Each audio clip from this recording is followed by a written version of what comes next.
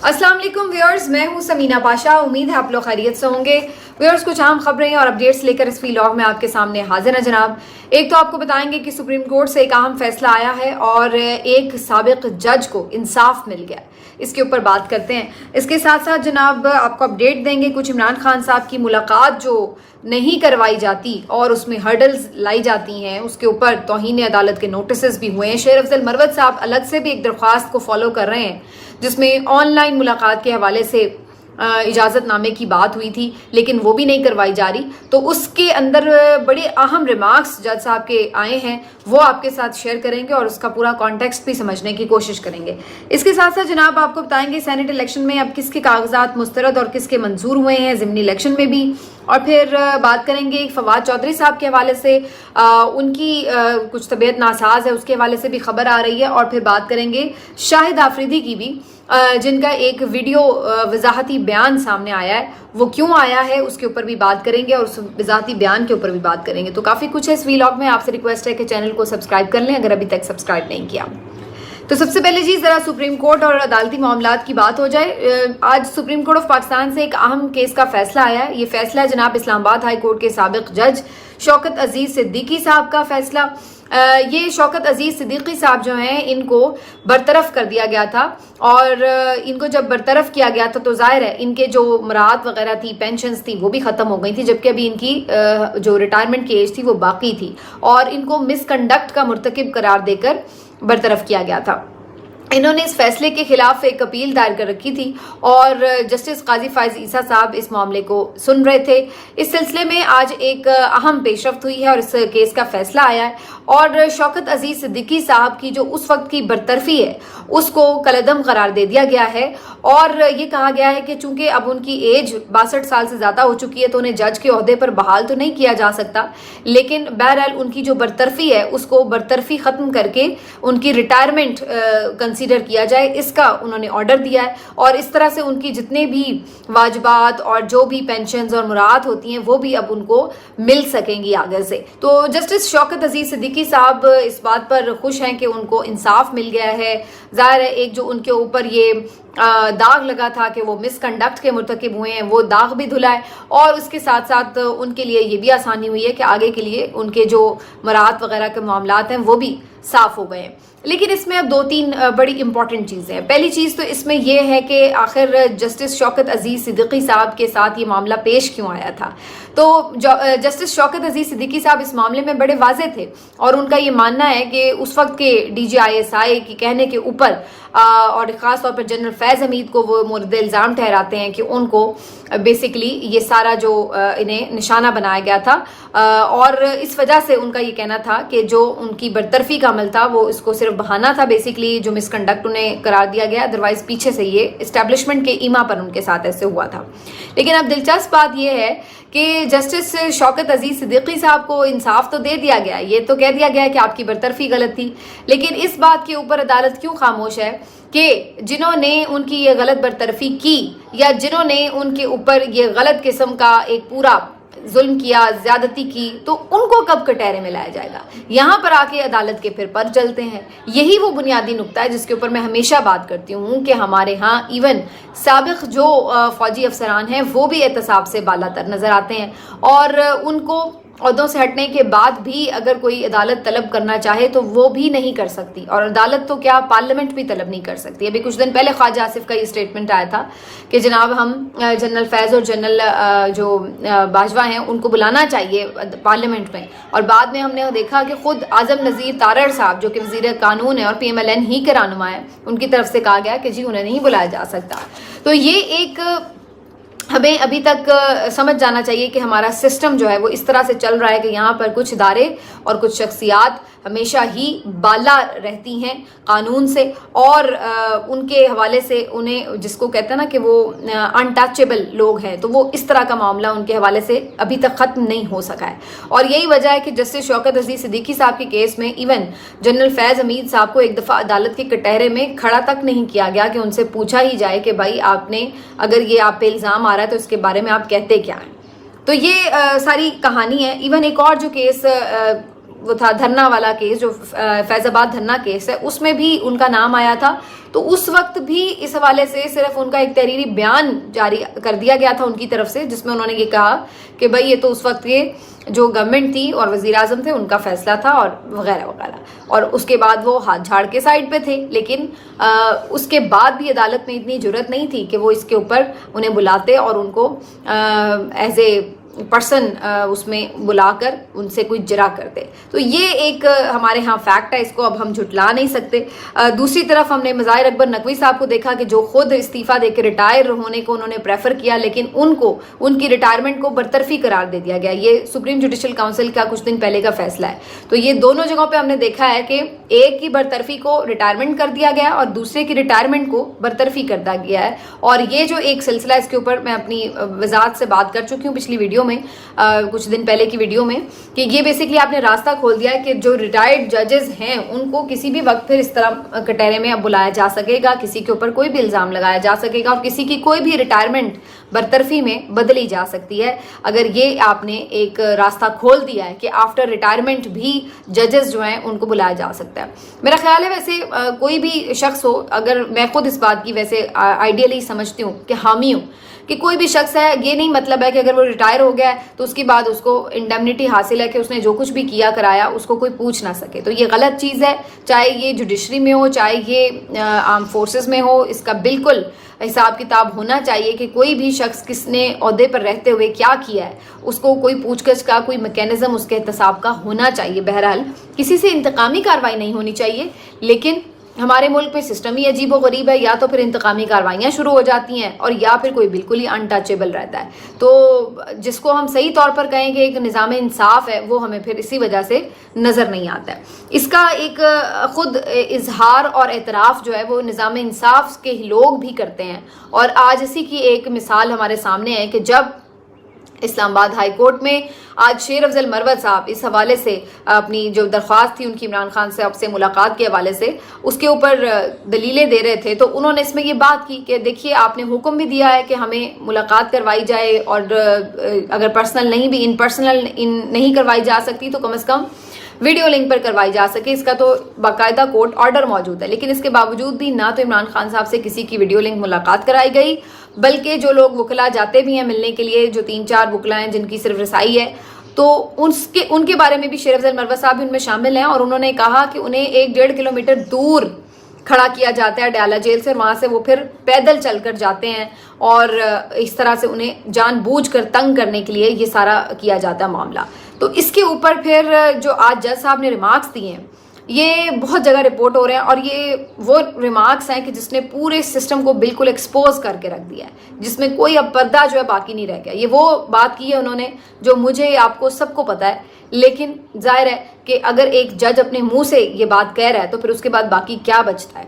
جج صاحب نے انہیں یہ کہا، جج صاحب جسٹس سردار اعجاز اسحاق صاحب ہیں، اور انہوں نے یہ بات کی کہ یہ کیسی عجیب بات ہے کہ ابھی ہم نے کچھ دن پہلے دیکھا کہ کوٹ لکھپت جیل میں مریم نواز صاحبہ نے آن لائن جو ملاقات ہے یا ویڈیو کال ہے اس کو کروانے کے لیے ایک سسٹم کا افتتاح کیا ہے، اور دوسری طرف ہم دیکھ رہے ہیں کہ اڈیالہ جیل میں یہ سسٹم کے حوالے سے جو جیل انتظامیہ وہ کہتی ہے کہ جی یہ تو قانونی طور پر جائز ہی نہیں ہے، کیونکہ جو اس کے جیل رولز ہیں اس میں یہ شک ہی نہیں ہے. تو اس میں یا تو پہلے ترامیم کرنی پڑے گی قانون میں اور پھر یہ ملاقات ہو سکتی ہے، ادروائز تو یہ قانونی طور پر جائز ہی نہیں ہے.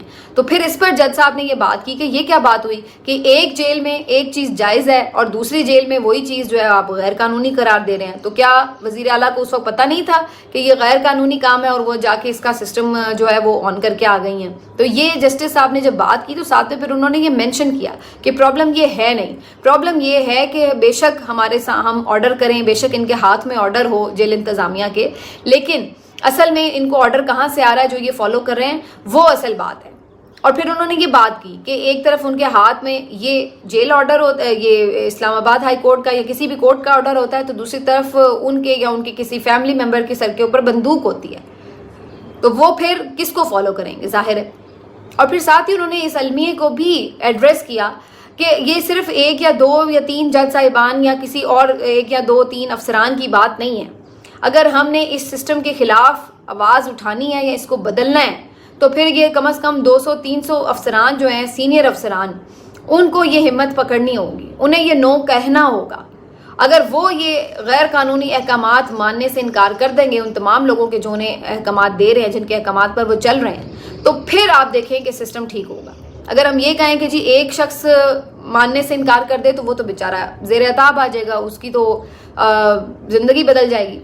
تو یہ تو ایک شخص کے کرنے کی بات نہیں ہے. 200-300 اگر افراد یہ کریں, غیر قانونی احکامات پر عمل درآمد سے انکار کر دیں, پھر آپ دیکھیے کہ پاکستان کی تقدیر بدل سکتی ہے. اور یہ بیسکلی وہ کی بات ہے جو کہ جسٹس صاحب نے کی ہے, اور یہ میں آپ کو پہلے کئی دفعہ کہہ چکی ہوں. اگر آپ میرے ریگولر ویور ہیں تو آپ کو اس بارے میں آئیڈیا ہوگا کہ میں ہمیشہ یہ بات کہتی ہوں کہ چاہے میڈیا کی بات ہو, چاہے پولیس کی بات ہو, چاہے انتظامیہ کی بات ہو, جب تک یہ بحیثیت مجموعی ہمارے اندر یہ کرج نہیں آئے گی, اور جب تک بحیثیت مجموعی ہمارے اندر یہ غیرت نہیں آئے گی کہ ہم نے کوئی غیر قانونی کام نہیں کرنا ہے اور پھر ہم نے مل کر اس کے اوپر کھڑے ہونا ہے, تو اس وقت تک ہم لوگ اسی طریقے سے ہانکے جائیں گے جیسے ہم ہانکے جا رہے ہیں, بھیڑ بکریوں کی طرح.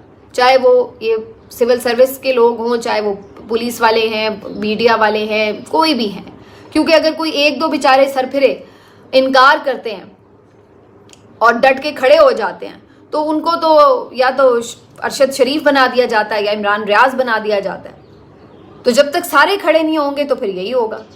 تو جو کھڑا ہو رہا ہے وہ یا اسد طور ہے یا وہ عمران ریاض ہے, اور وہ ایک ایک کر کے پکڑ میں آتے ہیں, اور اس کے بعد پھر کیا ہوتا ہے.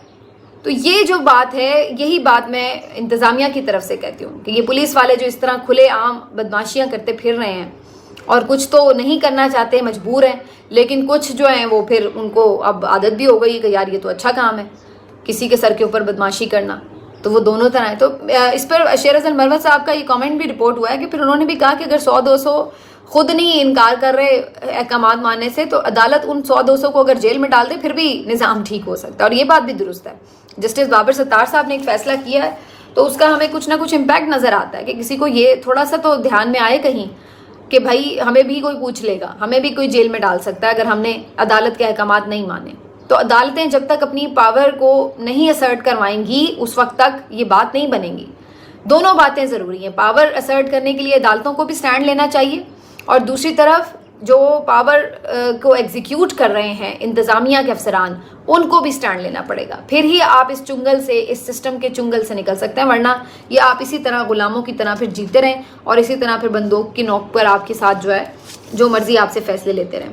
اب جی فواد چودھری صاحب کے حوالے سے ایک سینئر صحافی عامر سعید عباسی صاحب کا ٹویٹ میں نے دیکھا, جو یہ بتا رہے تھے کہ ان کی خدا نخواستہ دل میں تکلیف ہوئی ہے اور ان کی جو طبیعت ہے وہ ٹھیک نہیں ہے, اور اس کے بعد پھر ان کا چیک اپ وغیرہ کروایا گیا ہے. جیل کے ڈاکٹرز ہیں, انہوں نے انہیں چیک اپ کیا ہے وغیرہ وغیرہ. لیکن پھر اس کے بعد میں نے چودھری فواد حسین صاحب کے ہی ٹویٹر ہینڈل سے اس ٹویٹ کے اوپر یہ دلچسپ ٹویٹ دیکھا کہ ہم ایسا دل ہی نہیں رکھتے, اور ساتھ ہی انہوں نے کہا کہ ہم ڈٹ کر کھڑے تھے, کھڑے ہیں اور کھڑے رہیں گے. تو یہ فواد چودھری صاحب کی طرف سے ٹویٹ ہے. میرا خیال ہے وہ خود تو ظاہر ہے فون یوز نہیں کر رہے, لیکن ان کے بہاف پر کسی نے بھی ان کی فیملی میں سے میں بھی یہ ٹویٹ کیا ہو.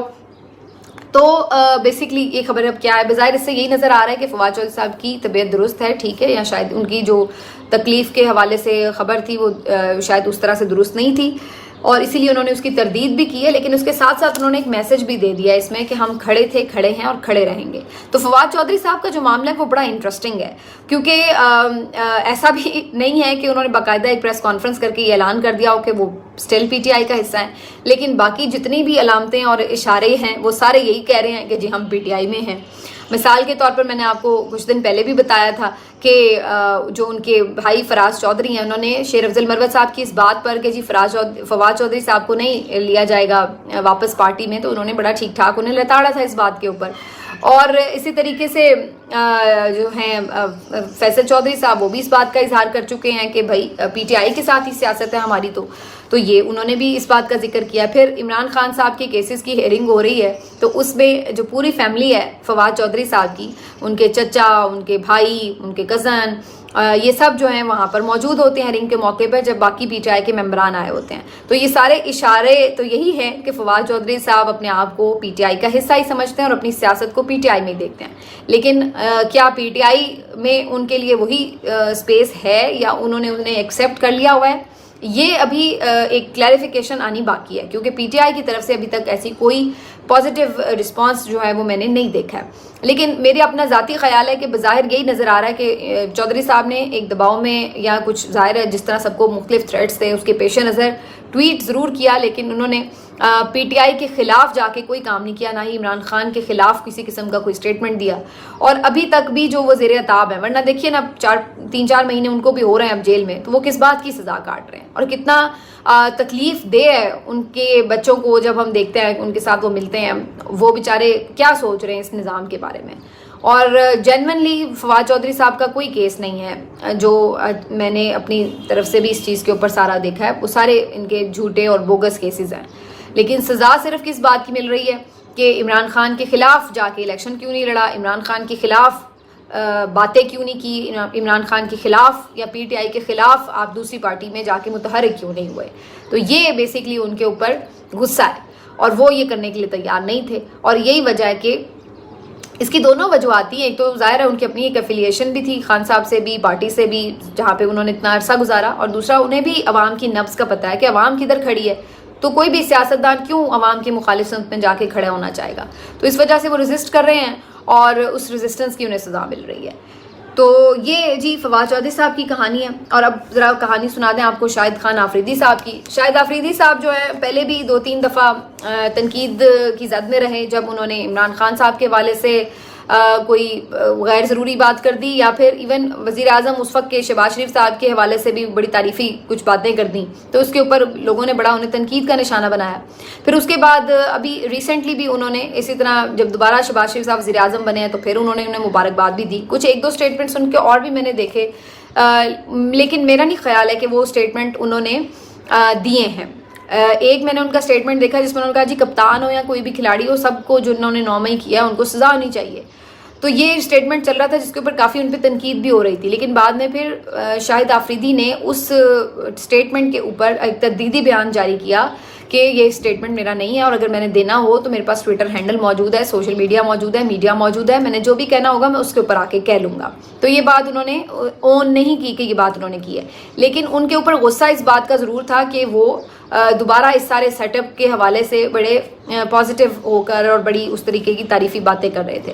تو سب لوگوں کو معلوم ہے کہ زیادہ تر جو ان کی اس وقت ایک سیاسی وابستگی ہے وہ پی ایم ایل این یا اس سارے سیٹ اپ کے حصے کے ساتھ ہی لگتی ہے.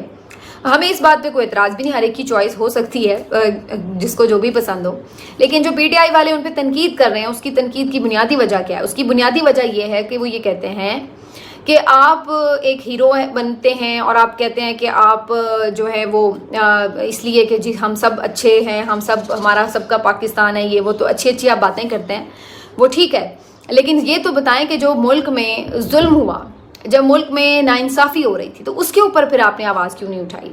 اگر آپ اتنی ہی ایک انڈیپینڈنٹ آواز ہیں تو پھر آپ اس وقت بھی آواز اٹھاتے جب خواتین جو پی ٹی آئی کی ہیں ان کے ساتھ ظلم ہو رہا تھا، جب پی ٹی آئی کے ساتھ سیاسی طور پر پورے الیکشن پروسیس میں جو کچھ ہوتا رہا ہے، تو پھر آپ اس وقت بھی ایک الفاظ کوئی منہ سے نکال دیتے تو سب کہتے کہ ہاں بھائی بے شک وہ ان کے حوالے سے اچھی بات کی بات کرتے ہیں، تو جو ان کے ساتھ زیادتی ہو رہی ہے اس کے اوپر بھی آواز اٹھا رہے ہیں. تب تو آپ ایک لفظ نہیں بولے، بلکہ بہت سارے لوگوں کا تو یہ خیال ہے کہ آپ بینیفیشریز میں سے ہیں.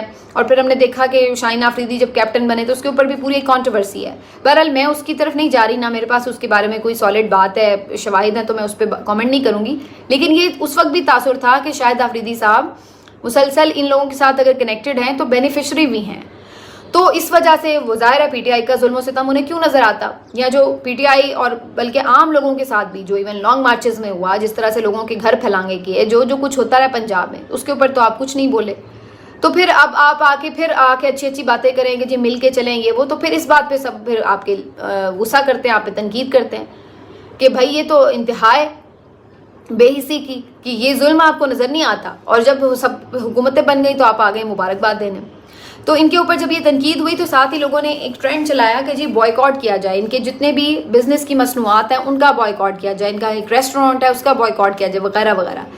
تو 2-3 دن سے یہ کیمپین بڑی چل رہی تھی. اس کے بعد ہم نے دیکھا کہ شاہد آفریدی صاحب کا ایک ویڈیو بیان جاری ہوتا ہے، وضاحتی بیان، جس میں بہت سے لوگ اس کے بارے میں الفاظ استعمال کریں کہ ان کا سافٹ ویئر اپڈیٹ ہو گیا اور پھر وہ آ کے تفصیل سے بتاتے ہیں کہ جی عمران خان صاحب تو میرے بڑے آئیڈیل رہے ہیں, انہوں نے بہت اچھے کام بھی کیے ہیں, اور جب وہ اپنی حکومت میں بھی اچھے کام کرتے ہیں ان کی تعریف میں کرتا ہوں کہ جی انہوں نے صحت کارڈ بڑا اچھا انیشیٹو لیا وغیرہ وغیرہ.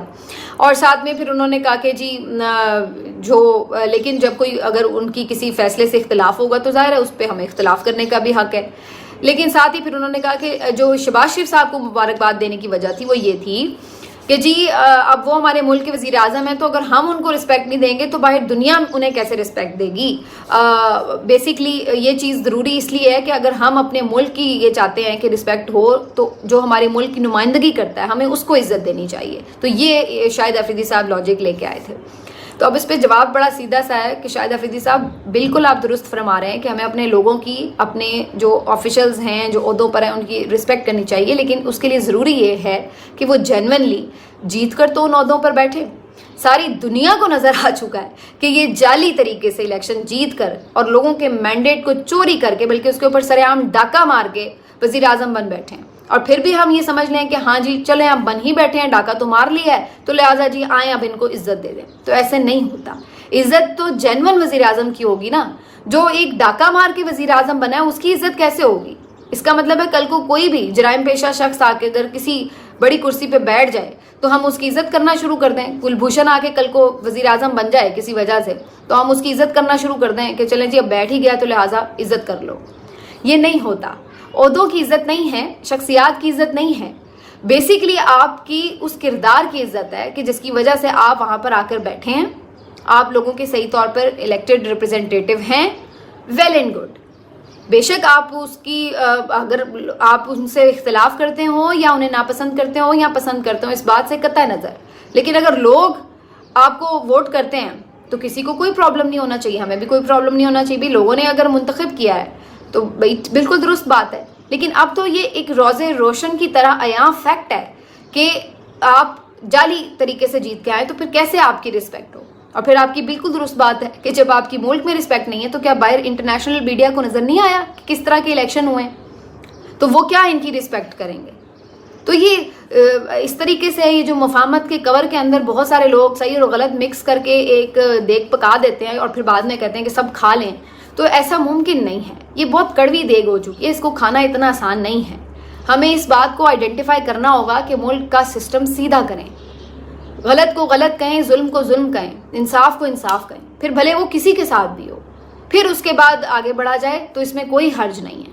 پھر اس کے بعد اگر چیزیں آپ کہیں کہ جی سب مل کر چل رہے ہیں ٹھیک ہے, پھر جو بھی جینون اپوزیشن ہو, پھر جو بھی جینون حکومت ہو, وہ آپس میں مل کر چلیں, ملک کی فلاح کے لیے, بہبود کے لیے آگے بڑھیں, سب ان کی تعریف کریں. لیکن آپ اس طریقے سے ڈاکہ ماریں کھلے عام اور پھر اس کے بعد کہیں کہ جی اب سب ٹھیک ہو گیا چلو جی آگے, یہ ممکن نہیں ہوتا. ملتے ہیں آپ سے اگلے ویلاگ میں.